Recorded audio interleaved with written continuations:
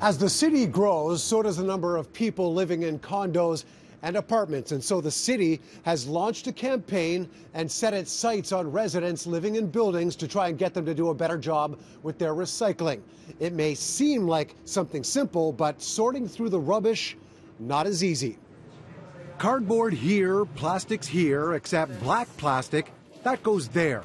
It's a sorted mess for most, even more so for those in a high-rise, where there's a serious problem. So what we're finding is that in waste audits, so specifically in multi-residential or apartment dwellings, we're finding that there's still a significant amount of recyclables that could have been diverted through our blue bin system.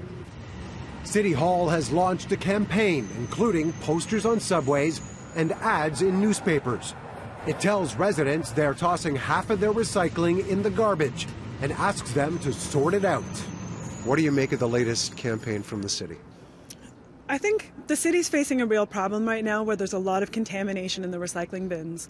So the city wants residents to understand this. But I think we also need to be careful not to blame residents and make people feel discouraged.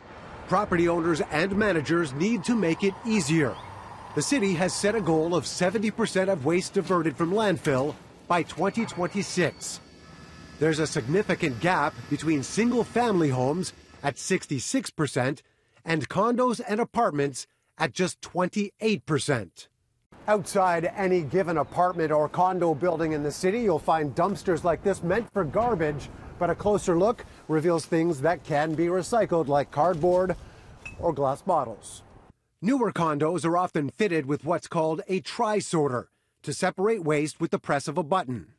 New technology doesn't guarantee people will actually use it properly, though. Do you think people use it properly? No, I don't think they do. I think they should maybe have like one separate for recycling, one separate for garbage, because it's just really hard to like people just throw the garbage in from their apartment. I think it gets closed because people put the wrong things down, or they put pizza boxes and it gets jammed. So there's problems like that and stuff. The city has developed a tenant engagement guide for building managers. Is there one that stands out above the other? Yeah, I think everyone has a part to play. So what we found is where property managers, superintendents, or building owners take on a more active role. Otherwise, it's going to be a constant battle as buildings in the city continue to rise.